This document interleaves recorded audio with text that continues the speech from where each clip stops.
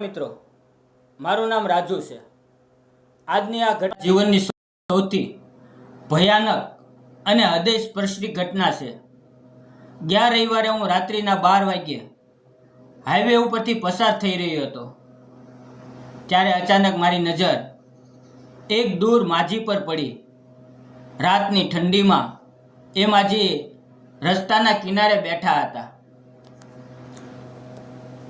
તેમની બાજુમાં એક જૂની લોખંડની પેટી પડી હતી। મેં ગાડી ઊભી રાખીને પૂછ્યું, માજી, આટલી રાત્રે અહીંયા ઠંડીમાં કેમ બેઠા છો? માજીની આંખોમાં આંસુ હતા। તેમણે ધ્રુજતા અવાજે કહ્યું, બેટા, મારા દીકરાએ મને આ પેટી આપીને અહીંયા ઉતારી દીધી છે અને કહ્યું છે કે હવે તારે અહીંયા જ રહેવાનું છે। મને માજી પર દયા આવી। હું એમને મારા ઘરે લઈ આવ્યો। આખી રાત માજીએ લોખંડની પેટીને વળગીને બેસી રહ્યા।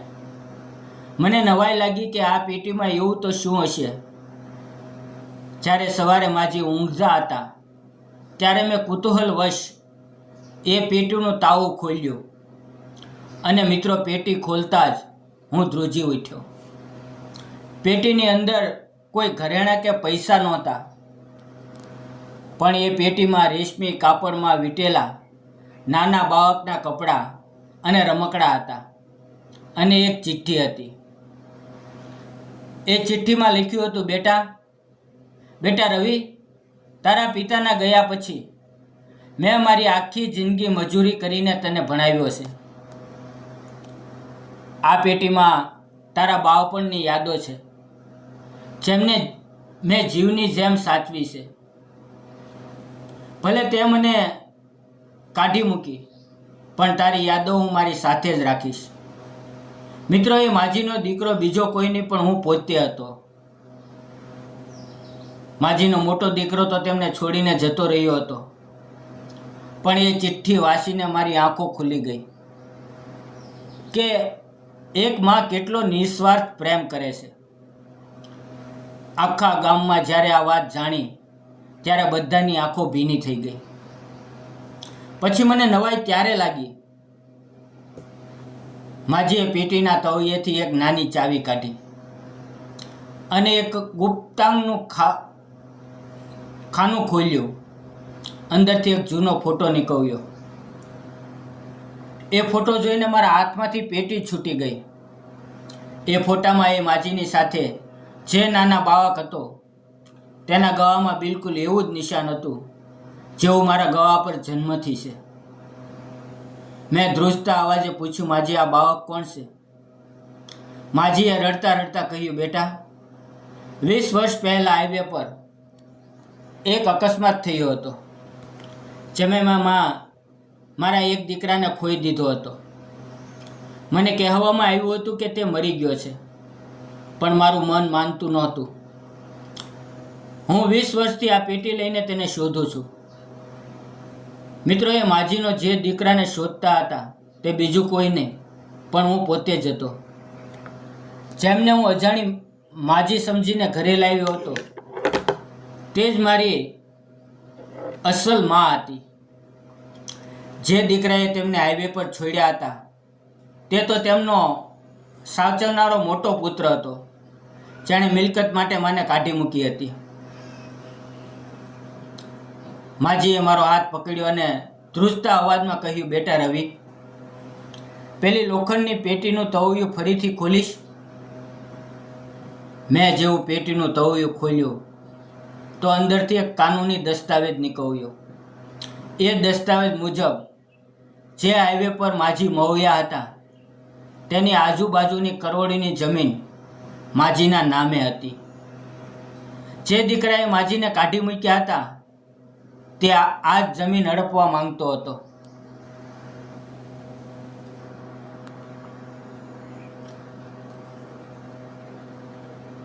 માજીએ મને કહ્યું, બેટા, તે મને એક અજાણી સ્ત્રી સમજીને આશરો આપ્યો। એ જ તારો અસલી પ્રેમ છે। ઓલો તો મારો મોટો દીકરો હોવા છતાં મને પૈસા માટે રસ્તા પર મૂકી ગયો।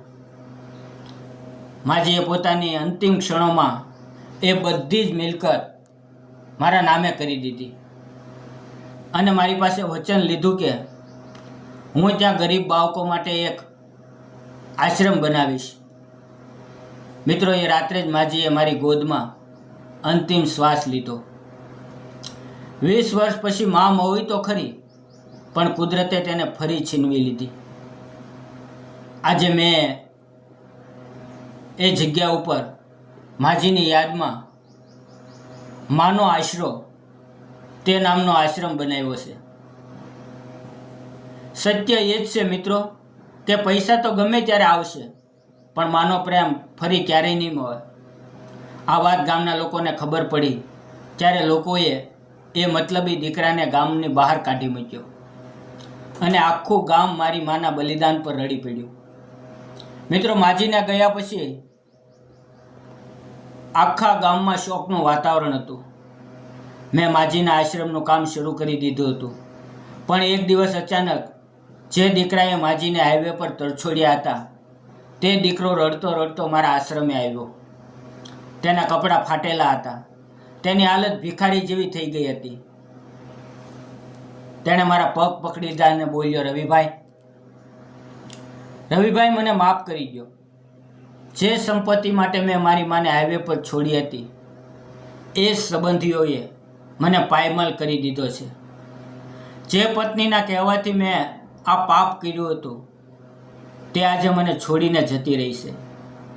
મને મારી મા પાસે લઈ જાઓ. મેં તેને શમશાન તરફ આંગળી ચીંધીને કહ્યું, તારી મા તો ક્યારની રાખ થઈ ગઈ છે. હવે તારો પસ્તાવો નકામો છે. ત્યારે મને યાદ આવ્યું કે લોખંડની પેટીમાં એક નાનું પાકેટ હતું જે હજી બંધ હતું. માજીએ કહ્યું હતું કે ખૂબ મુસીબતમાં જ આને ખોલજે. મેં એ પાકીટ પહેલા દીકરાની સામે ખોલ્યું. અંદરથી સોનાની એક નાની ચેન અને સાથે એક પત્ર હતો. એ પત્રમાં માજીએ લખ્યું હતું, બેટા, મને ખબર છે કે એક દિવસ તારી પત્ની તને છોડી દેશે અને તું રસ્તા પર આવી જઈશ. આ ચેન મેં તારા માટે બચાવીને રાખી હતી જેથી તું તારું નવું જીવન શરૂ કરી શકે. ભલે તે મને કાઢી મૂકી, પણ તારી મા તને ક્યારેય ભૂખો નહીં જોઈ શકે. આ પત્ર વાંચીને તે ધ્રુજકે રડવા લાગ્યો. મિત્રો, મા તો મા હોય છે. તેના મર્યા પછી પણ પોતાના સંતાનનું ભલું જ ઈચ્છે છે. પેલા દીકરાએ પોતાની બાકીની જિંદગી એ જ આશ્રમમાં સેવા કરવામાં વિતાવી નાખી. મિત્રો, તમે જોયું ને કે પહેલો દીકરાઓ પસ્તાવો કરતો આશ્રમમાં આવી ગયો હતો, પણ હજી એક એવી વાત હતી જે કોઈને ખબર નહોતી.